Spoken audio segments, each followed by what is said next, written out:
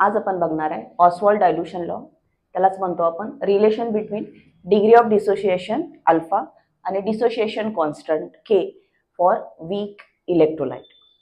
So आपण एक weak electrolyte घेऊया, 1 मोल वीक इलेक्ट्रोलाइट घेऊया, तो VDMQ सोल्युशन मध्ये काय करूया, डिझॉल्व करूया. VDMQ वॉटर घेतलाय, त्याच्यामध्ये 1 मोल आपण वीक इलेक्ट्रोलाइट ऍड केलेला आहे. काही वेळानंतर तो काय होईल, ब्रेक होईल, म्हणजे डिसोशिएट होईल. So BA is weak electrolyte, it dissociate into B plus and A minus.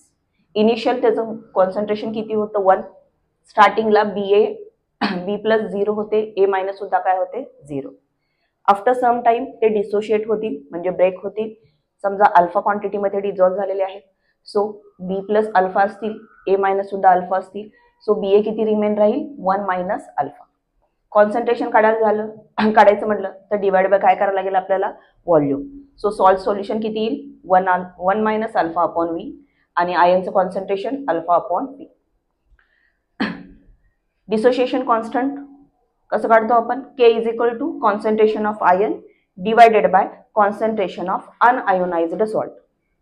आयनचं concentration mention केले अल्फा बाय व्ही, सॉल्टचं concentration 1 minus alpha upon V mention केले. इकडं खाली व्ही आहे, वर व्ही आहे, कॅन्सल होईल. काय मिळालं आपल्याला equation, K is equal to alpha square upon V ब्रॅकेटमध्ये 1 मायनस अल्फा.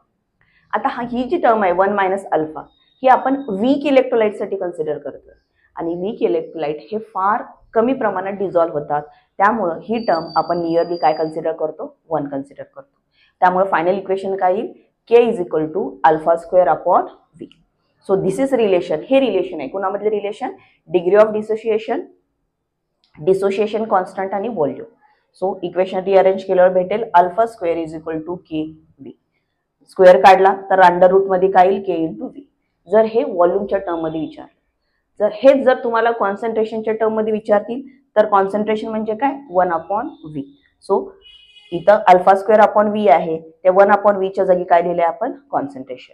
सो कॉन्सन्ट्रेशनच्या टर्म मध्ये काय येईल, alpha square is equal to K divided by C, और alpha is equal to under root K divided by C. जर तुम्हाला weak ऍसिडसाठी विचारले असतील तर वीक बेससाठी विचारलं असेल तर सेम डेरिव्हेशन असेल, फक्त चेंज काय येईल, इन्स्टेड ऑफ के वीक ऍसिडसाठी आपण काय मेन्शन करूया, K A dissociation constant for weak acid, आणि बेससाठी मेन्शन करूया K B dissociation constant for weak base.